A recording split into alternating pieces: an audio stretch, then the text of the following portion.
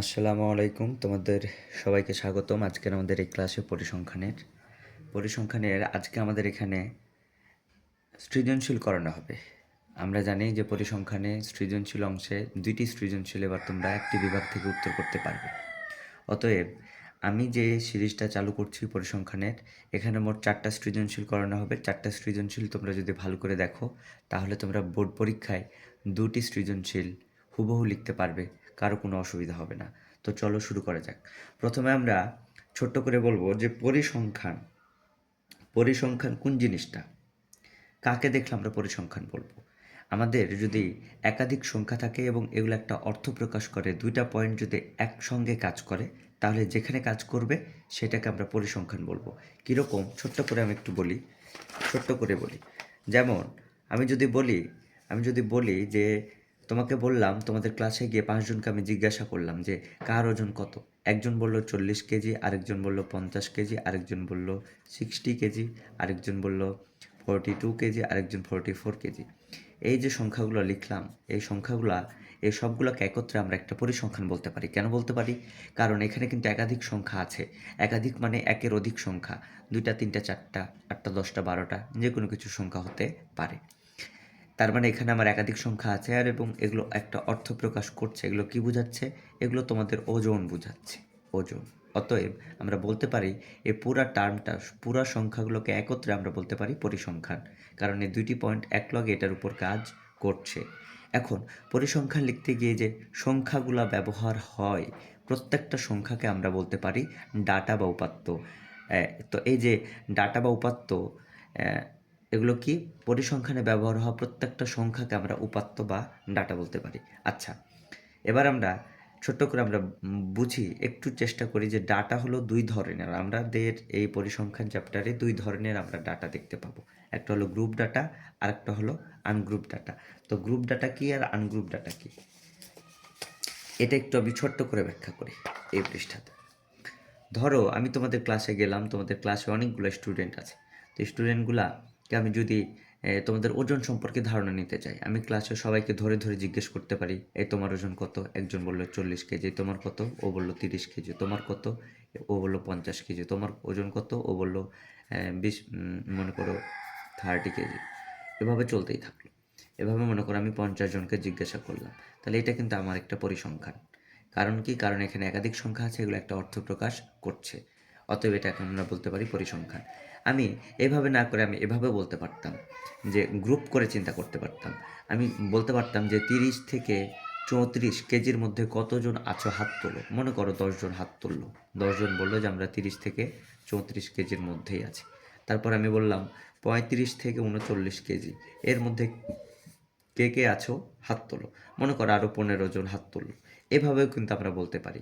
তার মানে তুমি দেখো, এটাও কিন্তু একটা পরিসংখ্যান, কারণ এখানে একাধিক সংখ্যা আছে, এগুলো একটা অর্থ প্রকাশ করছে। এখানেও ওজন বোঝাচ্ছে, এখানেও ওজন বোঝাচ্ছে, কিন্তু দুইটার মধ্যে একটা পার্থক্য আছে।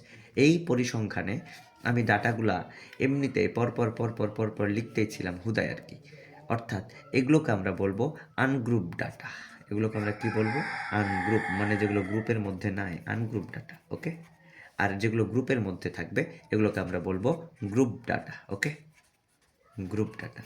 তার মানে আমি বুঝতে পারছি যে ছকের মধ্যে থাকলে এগুলোকে আমরা বলি গ্রুপ ডাটা, আর যেগুলো ছকের মধ্যে নাই এগুলোকে আমরা বলি আনগ্রুপ ডাটা। এখন এখানে খেয়াল করে দেখবা যে ডাটা যে ২ ধরনের, গ্রুপ ডাটা আর আনগ্রুপ ডাটা, এই গ্রুপ ডাটার মধ্যে যে দেখলা এত থেকে এত যে ব্যবধান, এই যে ৩০ থেকে ৩৪, ৩৫ থেকে ৩৯, এত থেকে এত, এত থেকে এত, এগুলোকে আমরা বলি শ্রেণীব্যাপ্তি। এই ব্যবধানগুলোকে আমরা কি বলি? শ্রেণীব্যাপ্তি। পরিসংখ্যানের ভাষায় এত থেকে এতই যে ৩০ থেকে ৩৪, ৩৫ থেকে ৩৯, সেগুলোকে আমরা পরিসংখ্যানের ভাষায় বলবো শ্রেণীব্যাপ্তি।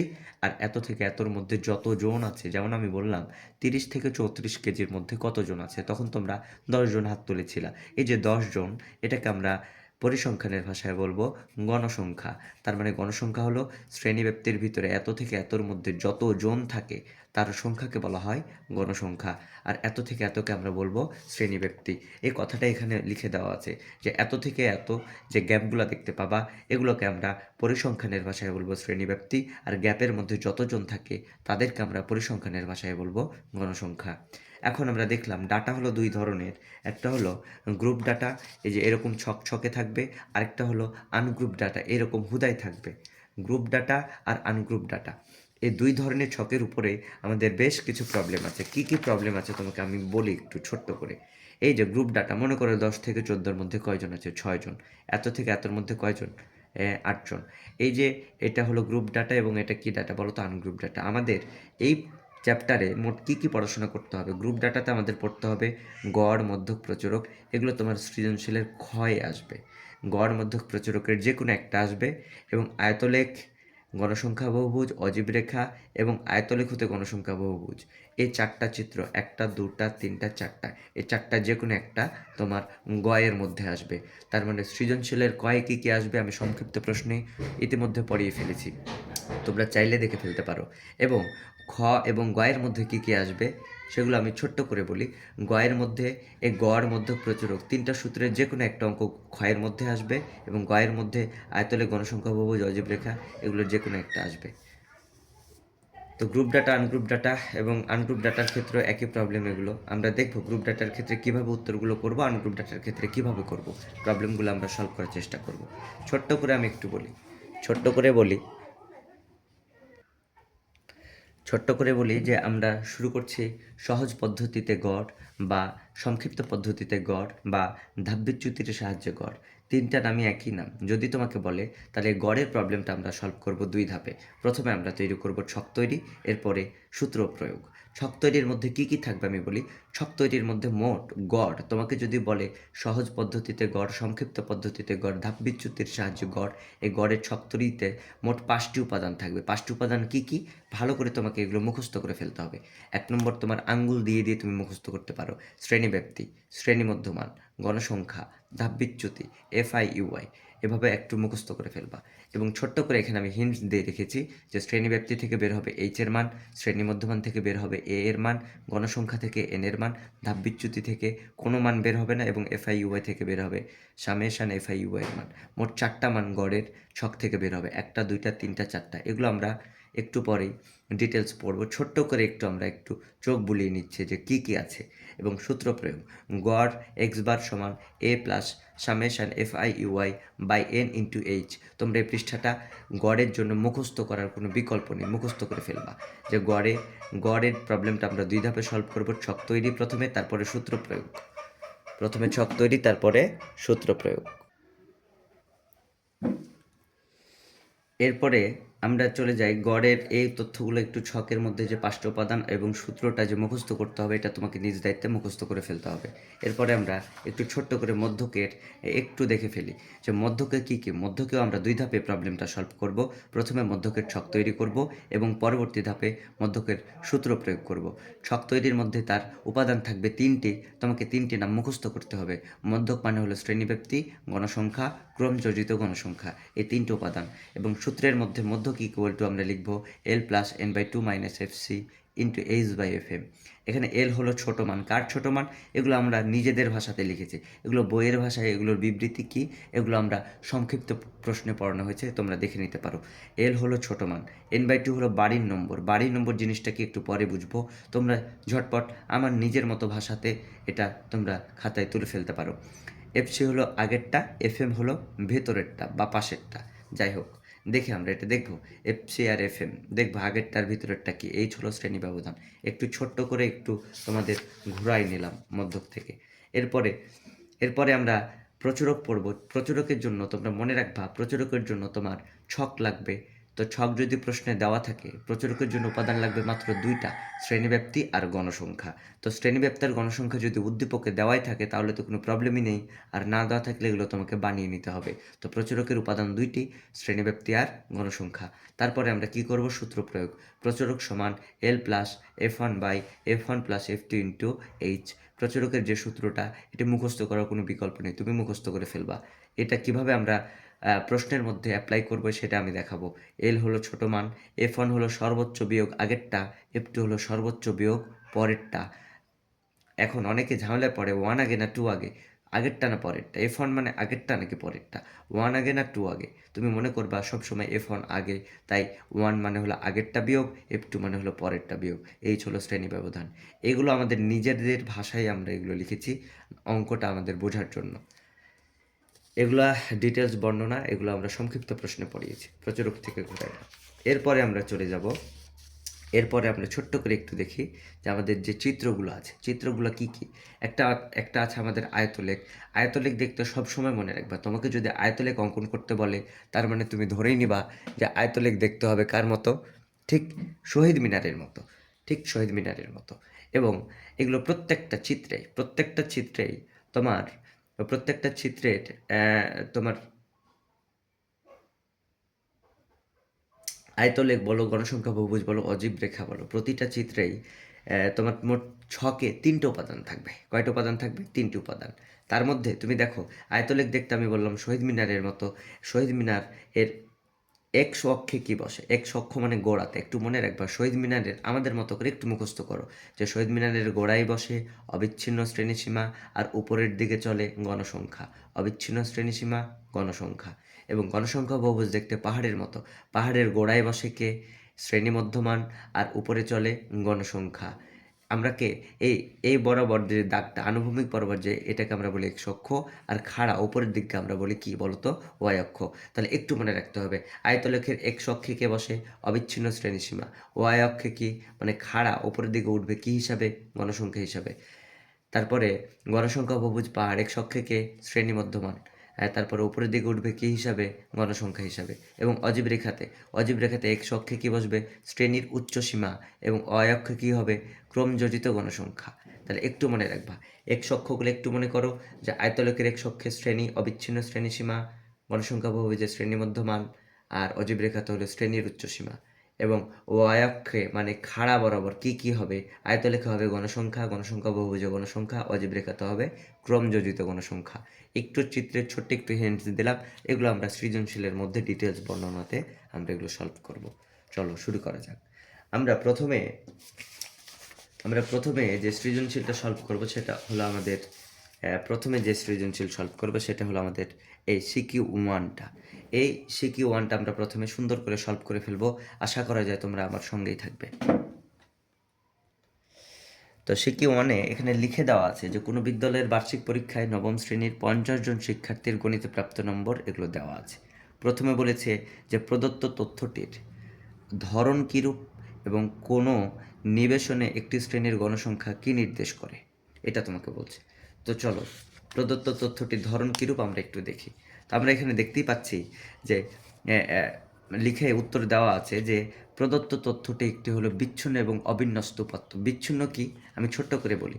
এখানে দেখো যদি সবগুলাই পুরাপুরি মান ব্যবহার হয়, কোথাও দশমিক নাই, দেখো সবগুলাই গোটা গোটা, কোথাও কোনো তুমি দশমিক নাই, যেহেতু সবগুলাই গোটা গোটা মান, যদি সবগুলাই গোটা গোটা মান হয় তাদেরকে আমরা গণিতের ভাষায় বলি বিচ্ছিন্ন চলক।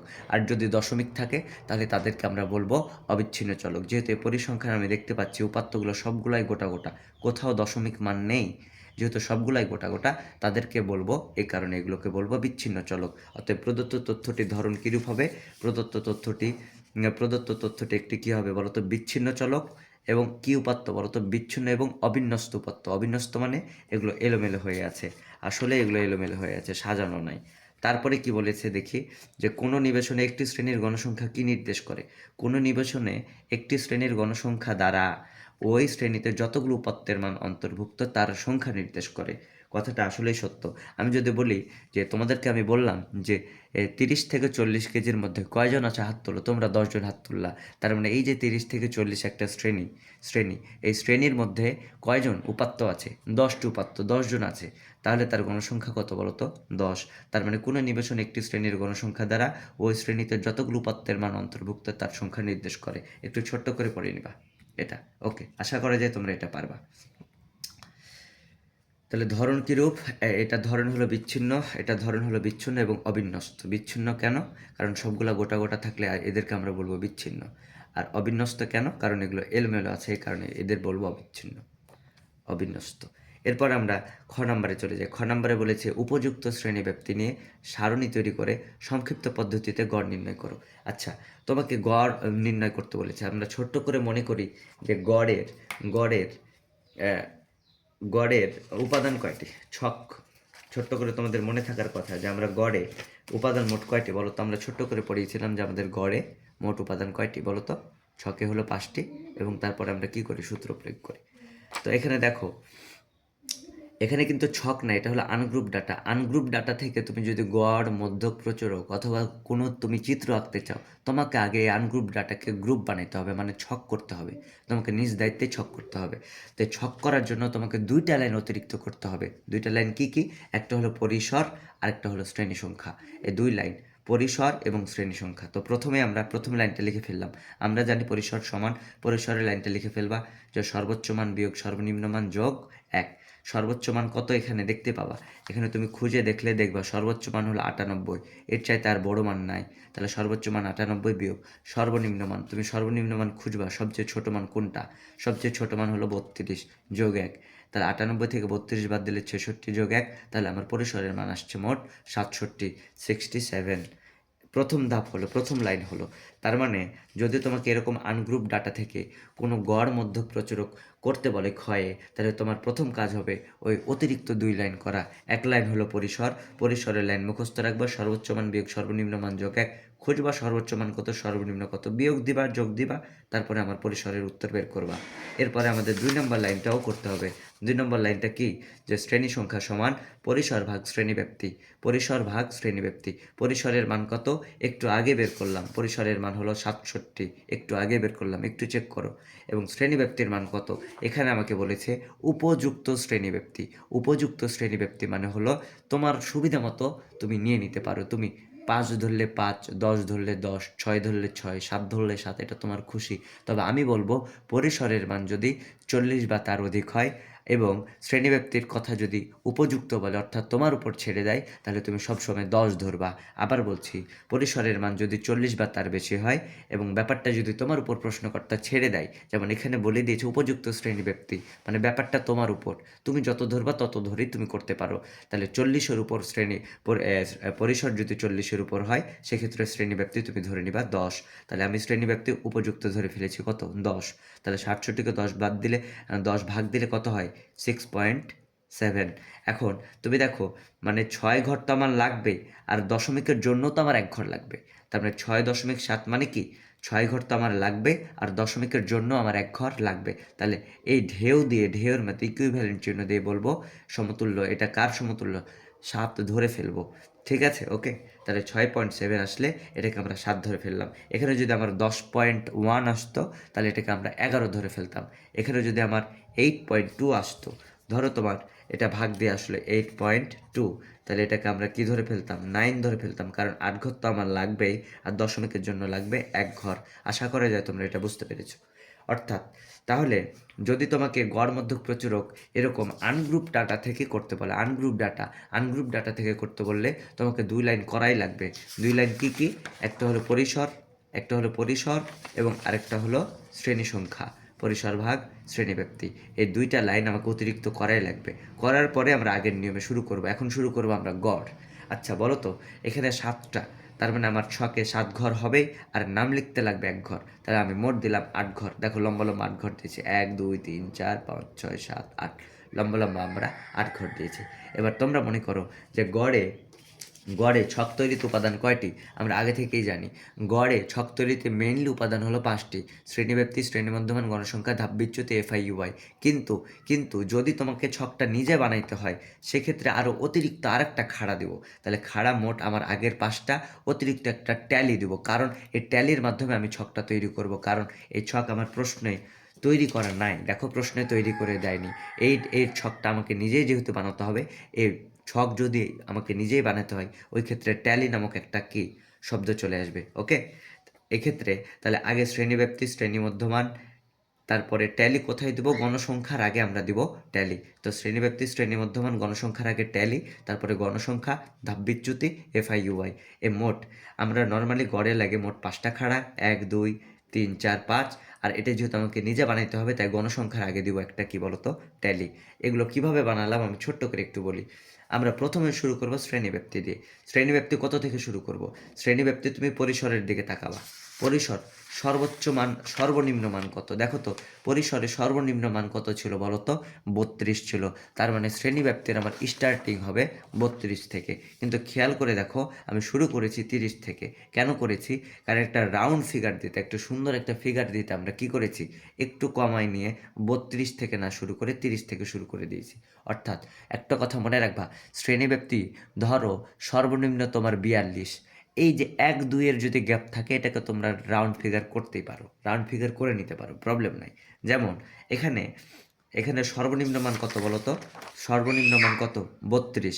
তাহলে আমি সর্বনিম্ন মান যেহেতু 32, তার মানে আমরা 32 থেকেও শুরু করতে পারতাম। 32 থেকে শুরু করলে আমার অঙ্ক হয়তো কোনো প্রবলেম নাই। কিন্তু একটু রাউন্ড ফিগার করার জন্য আমরা কি করলাম? 32 থেকে 30 মাত্র 2 গ্যাপ, অতএব 30 ধরে ফেললাম। তার মানে 1 আর 2 গ্যাপ থাকলে তোমরা রাউন্ড ফিগার করে নিতে পারো। যেমন তোমার কোনো পরিসংখ্যানের সর্বনিম্ন মান তুমি পাইলে 41, তাহলে এটাকে রাউন্ড ফিগার 40 থেকে শুরু করতে পারো। সর্বনিম্ন মান পাইলা তুমি মনে করো 52, তাহলে এটাকে রাউন্ড ফিগার 50 থেকে তুমি শুরু করতে পারো। এক্ষেত্রে সর্বোচ্চ মান কত একটু চেক করে নিবা। যাই হোক, এখানে রাউন্ড ফিগার 32 থেকে শুরু করলেও আমি পারতাম, কিন্তু 32 থেকে শুরু না করে একটু রাউন্ড করে ফেললাম 30। এবার তুমি বলো শ্রেণী ব্যাপ্তি কত ধরতে বলেছে? 10। 10 মানে কিন্তু 10 যোগ না, 30 তো নিজে 10 মানে মনে করো 10টা আঙ্গুল, মনে করো 10টা আঙ্গুল, তো 30 তো নিজে একটা, তাহলে বাকি থাকে আর কত? 9।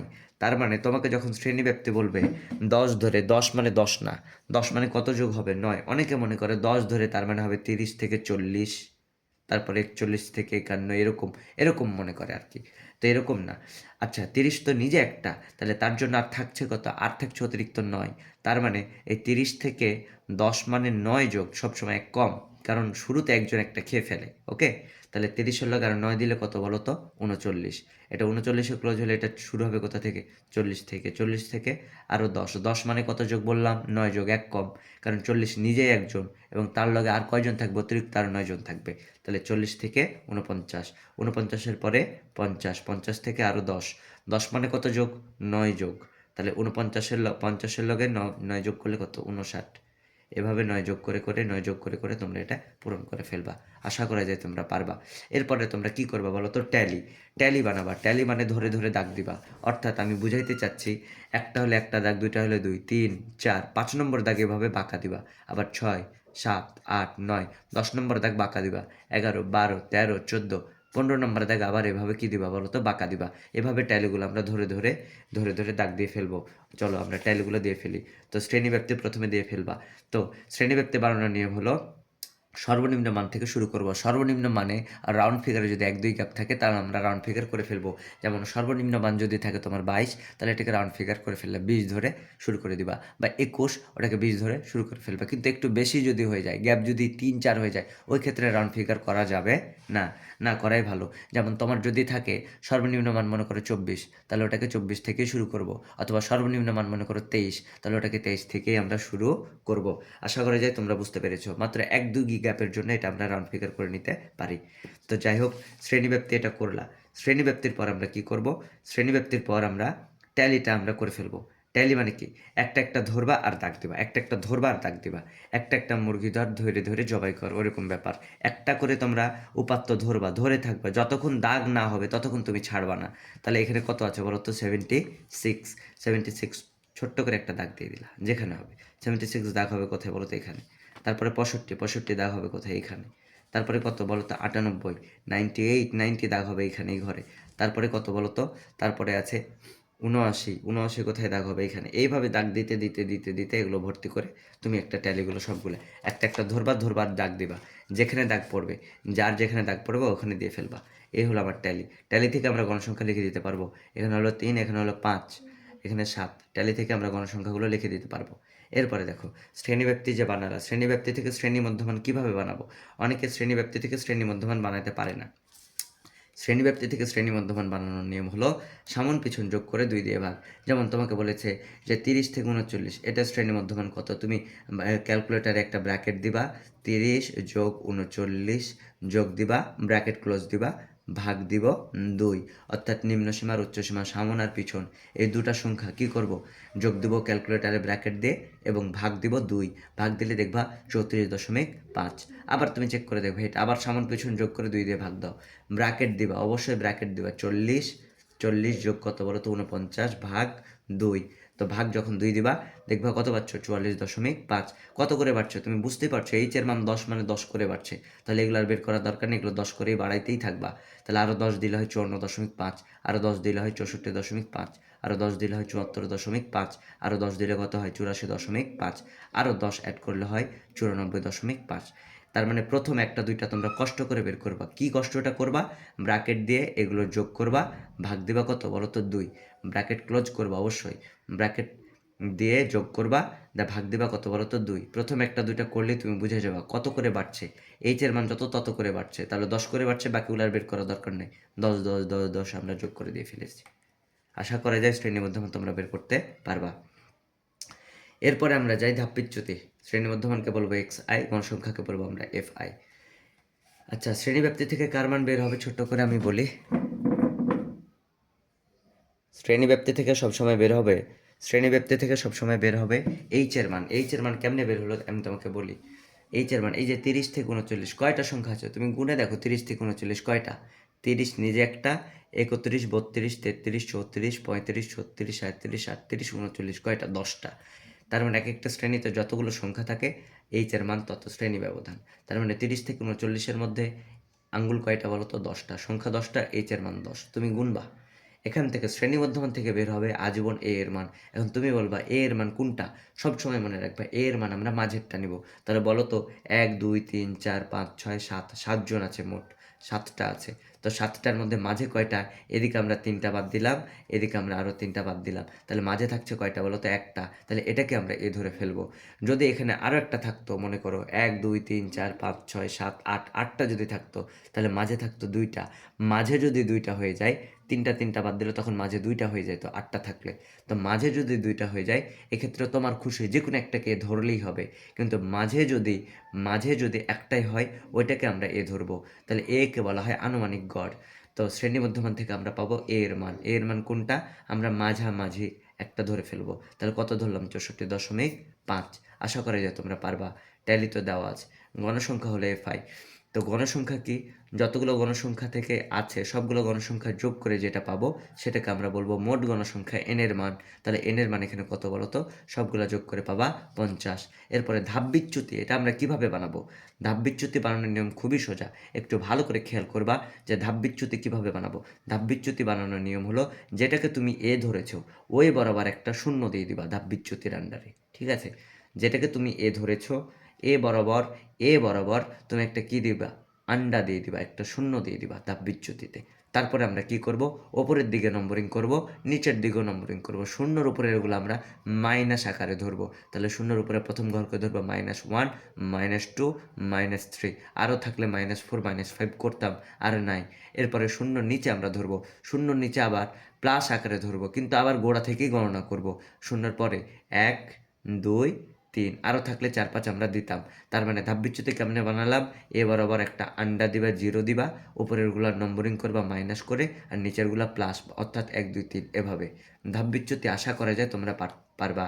এরপরে আমরা 5 নম্বর খাড়া এফআই ইউআই। তুমি বুঝতেই পারছো এফআই মানে কি, গণসংখ্যা, ইউআই মানে কি, ধাপবিচ্যুতি। এফআই ইউআই মানে বোঝাচ্ছে গণসংখ্যার ধাপবিচ্যুতি কি, গুণ দিতে হবে। তার মানে 5 নম্বর খাড়াটা আসবে এই গণসংখ্যা এবং ধাপবিচ্যুতির গুণফল থেকে।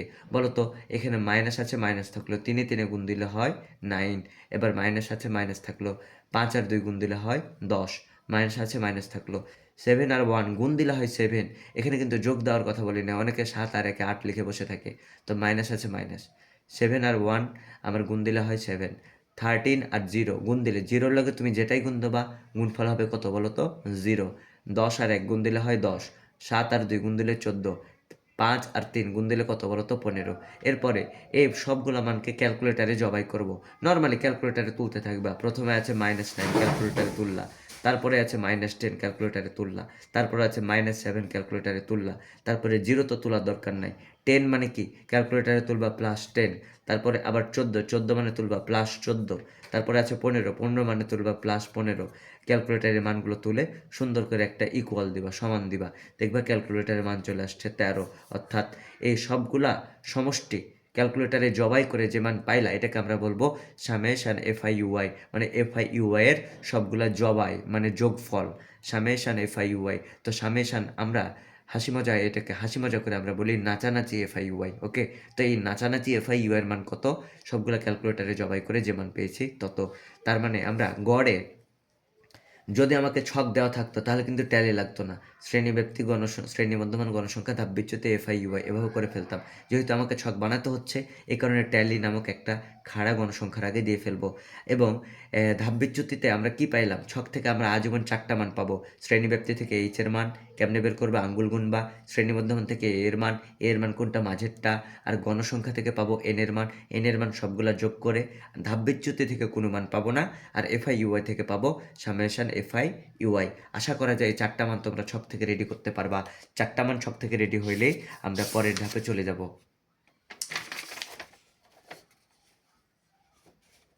4টা মান রেডি হলে আমরা ঠিক পরের ধাপে চলে যাব।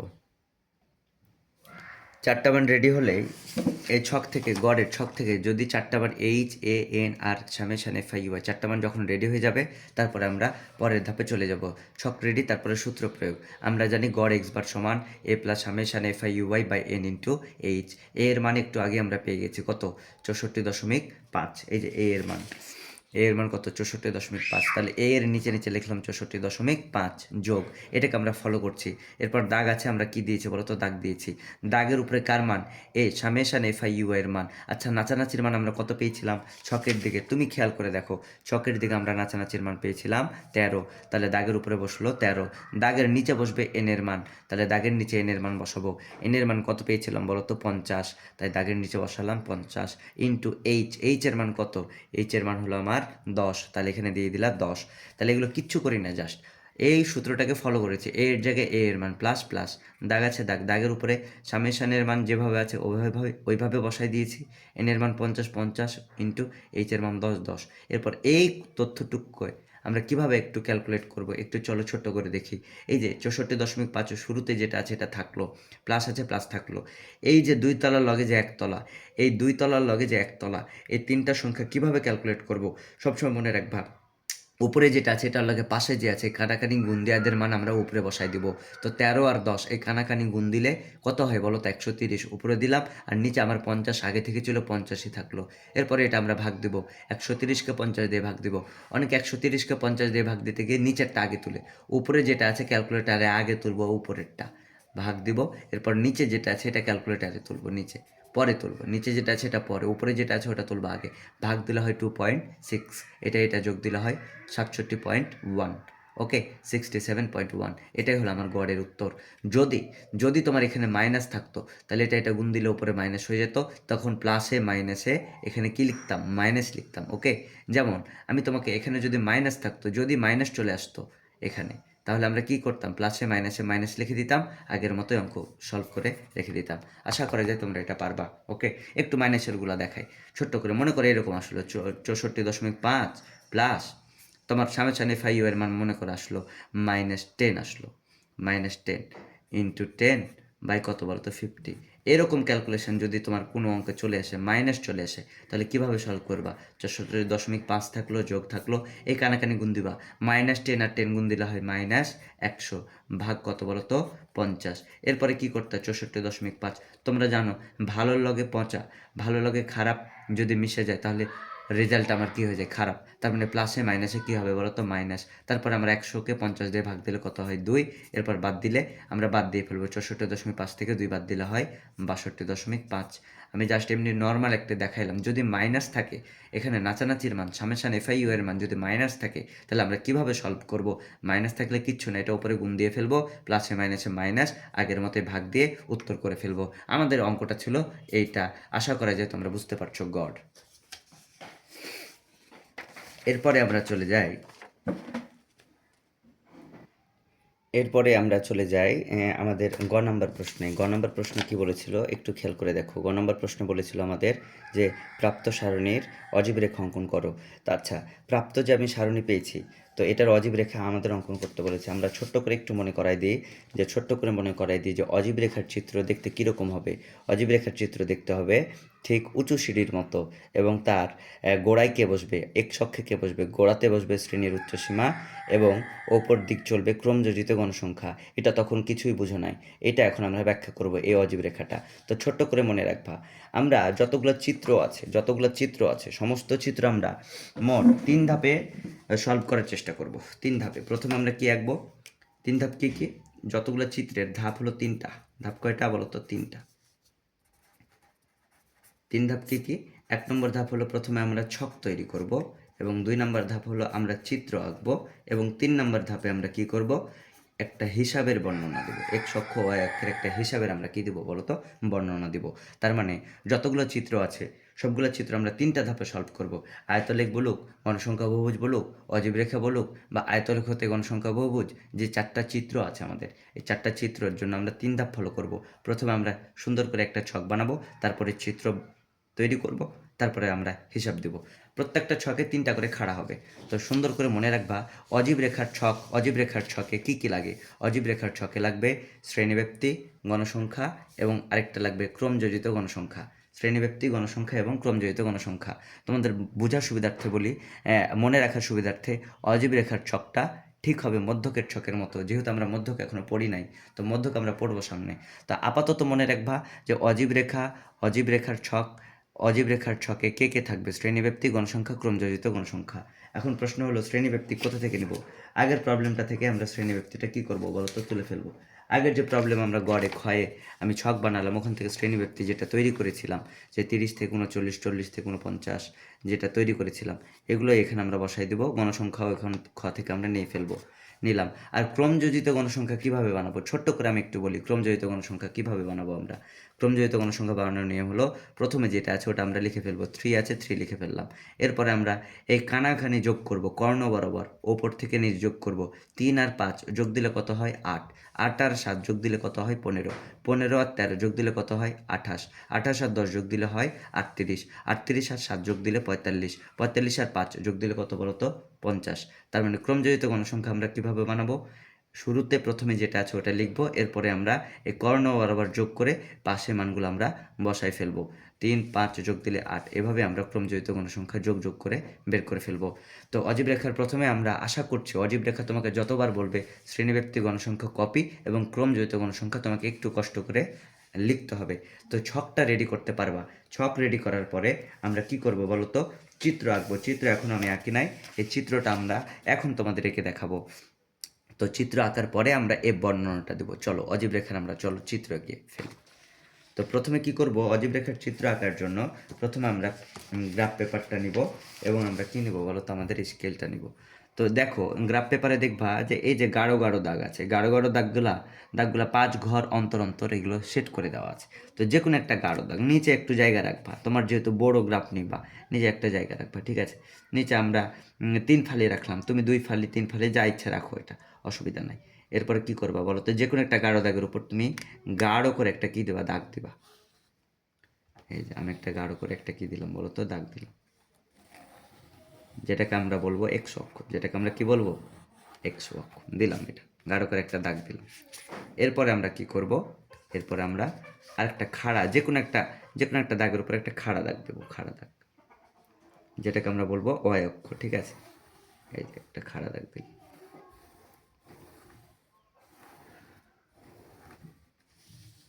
তাহলে আমরা 2টা দাগ দিয়ে ফেলবো, যে কোনো একটা গাঢ় দাগের উপর দাগ, এদিকে একটা দাগ। তো এ আনুভূমিক রেখা যে তার টানলে, এটাকে দিলাম বড় হাতের এক্স, এটাকে দিলাম ও, আর এটাকে দিলাম এক্স প্রাইম বা এক্স ড্যাশ। ওকে, এটার নাম দেব বড় হাতের ওয়াই, এটার নাম ও, আর এটার নাম হলো ওয়াই ড্যাশ। ওকে, আশা করি যে তোমরা লিখতে পারবা। তাহলে যে কোনো একটা এভাবে 2টা আমরা দাগ দিয়ে ফেলবো। দাগ দিয়ে ফেলবো। একটা হলো এক্স অক্ষ আর একটা হলো কী অক্ষ বলো তো? ওয়াই অক্ষ। এই আনুভূমিক রেখার দাগ বরাবর, আনুভূমিক বরাবর যে দাগটা দিলাম এটাকে বলবো এক্স অক্ষ, আর খাড়া বরাবর যে দাগটা দিলাম এটাকে আমরা বলবো ওয়াই অক্ষ। চলো শুরু করা যাক। এরপর আমরা কি করব? অজীব রেখা অঙ্কনের জন্য তুমি খেয়াল রাখবা, সবসময় খেয়াল রাখবা যে উপরে জায়গা আছে কিনা। উপরে তুমি খেয়াল রাখতে হবে তোমার উপরে জায়গা আছে কিনা। এখানে কত বলো তো? 50 পরিমাণ জায়গা উপরে আছে কিনা তোমাকে চেক করে নিতে হবে। আছে আমার এখানে 50 পরিমাণ জায়গা উপরে আছে, এখানে 5। তাহলে চলো নম্বরিং দিয়ে ফেলি। তো তুমি অজীব রেখা অঙ্কনের জন্য সতর্কতা হলো ক্রমযোজিতর লাস্টের মান যত, এটা ওপরে আমার জায়গা আছে কিনা 50 পরিমাণে একটু চেক করে নিবা। ওকে, ঠিক আছে। এরপরে এই যে তুমি যে দুইটা টানলে এক্স অক্ষ আর ওয়াই অক্ষ, এই গোড়াতে আমরা কি বসাবো? গোড়াতে এভাবে আমরা বিন্দু দিব, 5 ঘর পর পর এইভাবে বিন্দু দিব। এটা হলো মূল বিন্দু ও, ঠিক আছে। এরপরে 5 ঘর পর পর আমরা কি দিব বলতো? এভাবে বিন্দু দিব। 5 ঘর পর পর কি দেবো? বিন্দু দেবো এইভাবে, 5 ঘর পর পর বিন্দু।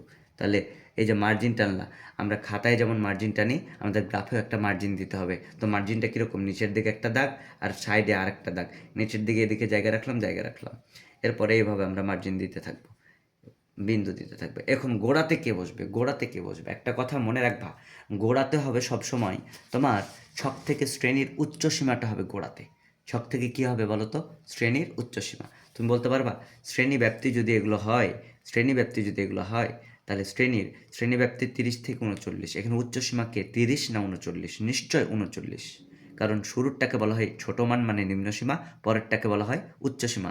একটু মনে রাখবা, অজীব রেখার গোড়ায় আমরা কি বসাই? তোমাকে নিজ দায়িত্ব মনে রাখতে হবে, শ্রেণীর উচ্চসীমা বসাই। তাহলে শ্রেণীর উচ্চসীমা কত আছে বলো তো?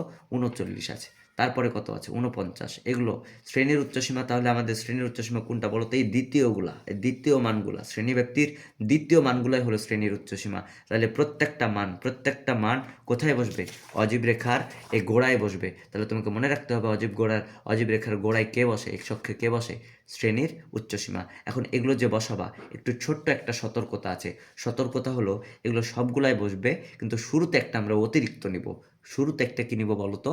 অতিরিক্ত নিব। এখন তুমি বলো তো এগুলো কত করে বাড়ছে কমছে? 39 থেকে 49, 49 থেকে 59, কত করে বলো তো? 10 করে। যেহেতু এখানে এইচের মান 10, গ্যাপের মান 10, তাই আমি যদি শুরুতে যদি একটা অতিরিক্ত নিই তাহলে আমাকে নিশ্চয় 10 কমিয়েই নিতে হবে। 5-6 হুদাই তুমি ইচ্ছে মতো নিলে হবে না, হয় না, ঠিক আছে। এরা যে রেঞ্জে বাড়ছে কমছে ওই রেঞ্জেই তোমাকে বাড়াইতে কমাইতে হবে। তো শুরুতে যদি আমি একটা অতিরিক্ত নিই তাহলে কমিয়ে নিব, সবসময় কমিয়ে নিব। তাহলে 39, এইচের মান কত? এখানে 10, তাহলে 10 কমাবো, 39 থেকে 10 কমালে হবে 29। তাই শুরুতে আমি দেবো একটা 29, এই যে 29। আশা করা যায় তোমরা দেখতে পাচ্ছ শুরুতে আমরা কত দিলাম বলো তো? 29 দিলাম। এরপর আমরা কি করব? যে মানগুলো আছে মানগুলো আমরা বসাই ফেলবো। মানগুলো কি কি আছে বলো? 39-এর পরে কে? শুরুতে একটা অতিরিক্ত নিলাম 29। এরপরে যে উচ্চসীমা আছে উচ্চসীমা বসাই ফেলবো। উচ্চসীমা কত আছে বলো তো? 39, 49। তারপরে দিলাম এই যে এখানে দিলাম 39, তারপরে দিলাম 49, তারপরে আছে কত? 59, তারপরে আছে কত? 69, তারপরে আছে কত? 79, তারপরে কত আছে? 89 আর 99, 89, তারপরে আছে কত বলো তো? 99। এই পর্যন্ত যাব। তাহলে অজীব রেখায় আমরা কি করব বলো তো? অজীব রেখায় আমরা গোড়ায় কাকে বসাবো? উচ্চসীমাকে বসাবো। কিন্তু একটু মনে রাখতে হবে গোড়ায় আমরা উচ্চসীমাকে বসাবো, ভালো কথা, কিন্তু একটা অতিরিক্ত নিতে হবে। এই শুরুতে যেটা আছে তার থেকে বিয়োগ করে নিব। কত বিয়োগ দিব? দেখো গ্যাপ কত, গ্যাপ কত আছে এখানে? 10। 30 থেকে 39 কত করে? 10 করে। তাহলে 10 বিয়োগ করব। যদি গ্যাপ হতো 6 তাহলে 6 বিয়োগ করতাম, গ্যাপ 5, 5 বিয়োগ করতাম, ঠিক আছে। একটা অতিরিক্ত নিলাম, এই যে নিলাম। এবার ওপরের দিকে আমরা কি করব? 5-এর ঘরে নামতা বসাই দেবো। 5-এ কে? 5। এই যে দেখো 0 থেকে এটা কত বলো তো? 5। তারপরে কত বলো তো? 10। তারপরে কত বলো তো? 15। আরও 5 ঘর পরে দিলে কত বলো তো? 20। আরও 5 ঘর দিলে কত? 25, মানে 25। তারপরে কত বলো তো? 30। তারপরে কত বলো তো? 35। তারপরে কত বলো তো? 40। তারপরে কত বলো তো? 45। তারপরে কত বলো তো? 50। তো একটু খেয়াল করে রাখবা যে আমার সর্বোচ্চ মান কত এখানে। ক্রমযুক্ত গণসংখ্যা 50, তার মানে আমার উপরে 50 পরিমাণ জায়গা লাগবে। তোমরা একটু চেক করে নিবা। গ্রাফ যদি জায়গা না হয় তাহলে এক্ষেত্রে ছোট বড় করা যায়। আমরা ছোট বড়ের ভিডিওতে এখন আসছি না, আপাতত সোজা করেই বুঝি যে যে সর্বোচ্চ যত 50 পরিমাণ জায়গা যদি তোমার যেন থাকে। যদি না হয় তো খাড়া করে ধরতা, খাড়া করে ধরলে দেখবে জায়গা হবে। যেভাবে ধরবা তুমি ধরবা। ওকে, এটা নিলা। এখন চলো আমরা অজীব রেখা আমরা এক্স অক্ষে কী বসিয়েছি বলতো, শ্রেণীর উচ্চসীমা, একটা কী নিয়েছি বলতো, অতিরিক্ত নিয়েছি, এবং অক্ষে আমরা কী দিয়েছি বলতো, অক্ষে আমরা নম্বরিং দিয়ে ফেলেছি 5 5 করে, 5 5 করে নম্বরিং, 5 10 15 20, এটাই হলো আমরা মার্জিন দিব। এক্স অক্ষে সবসময় অজীব রেখার জন্য কী দিব, শ্রেণীর উচ্চসীমা একটা অতিরিক্ত দিব, আর অক্ষে এভাবে নম্বরিং করে দিব, সর্বোচ্চ পরিমাণ নম্বরিং 50 পর্যন্ত বলেছে, 50 পর্যন্ত করলাম। এরপরে চলো শুরু করি।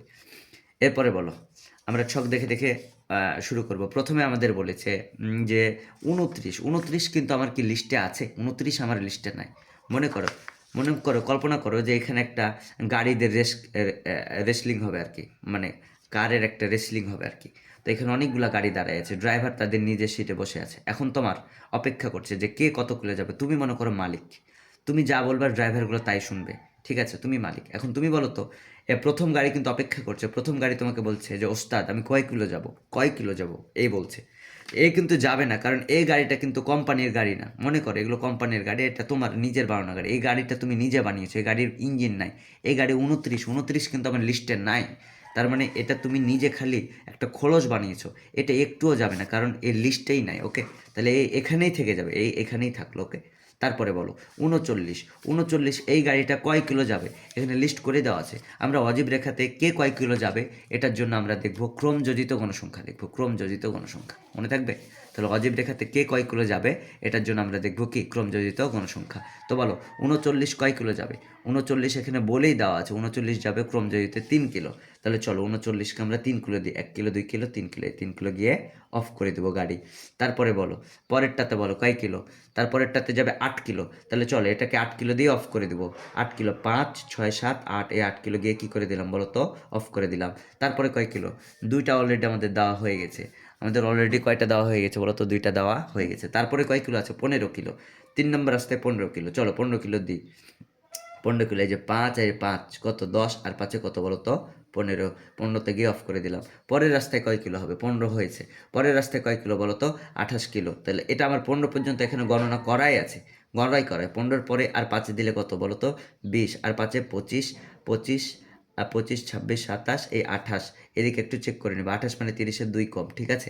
28 মানে কত বলো তো, 30-এর 2 কম, এই যে দিলা 28। তারপরে কত বলো তো, 38, 38 মানে কত, 30 35, 40-এর 2 কম হলো 38, 40-এর 2 কম, এই যে এখানে দেখবা 40, এই যে 40, 40-এর 2 কম কত বলো তো, 38। ওকে, তাহলে এখানে একটা কি দিয়ে দিবা বলো তো, ফোঁটা দিয়ে দিবা। 38, 38-এর পরে কত বলো তো, 45, 40 আর 5 কত বলো তো, 45, এই যে 45-এ গিয়ে এই গাড়িটা অফ হয়ে যাবে। 45-এর পরে কোথায় যাবে, এই রাস্তায় যাবে 50 কিলো যাবে। তো 45-এর পরে আর 5 দিলে এই রাস্তায় কত কিলো বলো তো, 50 কিলো। এরপরে আর কেউ নাই, আমার এই যে এই পর্যন্ত চলে গেছে। ওকে, তাহলে আশা করা যায় তোমরা গাড়িগুলো দিতে পারবা। প্রথম গাড়ি এখানেই অফ থেকে গেছে, কারণ এটা হলো আমার ভাঙা গাড়ি, এই গাড়িটা আমি নিজে বানিয়েছি। মনে করে এই গাড়ির ইঞ্জিন নাই, তাহলে এই গাড়ি আমার চলতে পারেনি, কারণ 29 আমার এখানে লিস্টে নাই। আমার লিস্টে কে আছে, 39, এই গাড়িটা কয় কিলো যাবে বলো তো, 3 কিলো। তাই আমরা প্রথমে দিয়েছি 3। তারপরে ধরে ধরে আমরা চলতে শুরু করব। 8 কিলো, পরের রাস্তা 15, তারপরে 28, 38, 45, 50, এইভাবে আমরা যাব। তো অজীব রেখা সবসময় গাড়ি চালাতে হয় ক্রমযোজিত দেখে, গণসংখ্যাও দেখে না। তো ক্রমযোজিত দেখে গাড়িগুলো যে চালাইলা, এরপরে কি করব বলো তো, এরপরে আমরা কি করবো, এগুলো সুন্দর করে আমরা একটার পর একটা কি করে দেবো বলো তো, যোগ করে দেবো। এটার লগে এইটা যোগ, তারপরে এটার লগে এর কাছাকাছি কি আছে বলো তো, এটা যোগ, তারপরে এর কাছাকাছি কি আছে বলো তো, এটার লগে এটা যোগ। তারপরে কি করবো, এটার লগে এটা আমরা কি করে দিয়ে ফেলবো, যোগ দিয়ে ফেলবো। তারপরে কি আছে, এটার লগে এটা আমরা যোগ দিয়ে ফেলবো। তারপরে কি আছে, এটার লগে এটা আমরা যোগ দিয়ে ফেলবো। কাছাকাছি যে বিন্দুগুলো থাকবে এগুলো আমরা যোগ দিয়ে ফেলবো। ওকে, ঠিক আছে, এই যে যোগ দিয়ে ফেললাম। এবং শুরুতে আমরা কী চিহ্ন ব্যবহার করব, শুরুতে আমরা ভাঙা চিহ্ন ব্যবহার করব, বা ভাঙা দাগ, এরকম ভাঙা চিহ্ন ব্যবহার করব শুরুর ফালিতে আমরা একটা ভাঙা চিহ্ন ব্যবহার করব। তাহলে ভালো করে দেখো, অজীব রেখার চিত্র আমরা কিভাবে আঁকলাম। আমরা খাতায় যেমন মার্জিনটা নিই, গ্রাফে আমরা কী দিব বলো তো, মার্জিন দিব। এদিকের জায়গা ফাঁকা রেখে একটা মূল দাগের উপর দাগ, এদিকে একটা গাঢ় দাগের উপর দাগ, নাম দেবো এক্স ও এক্স ড্যাশ, নাম দেবো ওয়াই ও ওয়াই ড্যাশ। এটা হলো আমার গ্রাফের কী বলো তো, মার্জিন। এই গ্রাফের মার্জিনে এই গোড়াতে আমরা কী বসাবো, সবসময় তোমাকে মনে রাখতে হবে অজীব রেখার গোড়ায় হবে শ্রেণীর উচ্চসীমা। এখন শ্রেণীর উচ্চসীমা কোনগুলা, এর দ্বিতীয় ফালিগুলাকে বলা হয়, শ্রেণীব্যাপ্তির দ্বিতীয় ফালিগুলাকে বলা হয় শ্রেণীর উচ্চসীমা, এগুলো তো বসবে। শুরুতে একটা অতিরিক্ত নিতে হবে। অতিরিক্ত কিভাবে নেব? বিয়োগ করে। এখন কত বিয়োগ করে নিব? এইচের মান যত তত বিয়োগ করে। কত? 10, 10 বিয়োগ করে 29। তারপরে সব নিয়েছি, আর এগুলো আমরা 5 5 5-এর ঘরে নামতা করে নম্বরিং করবো। আজীবন 5-এর ঘরে নামতা করে নম্বরিং। আশা করা যায় তোমরা বুঝতে পেরেছো এটা। তাহলে আমরা প্রথমে কি করলাম বলো তো?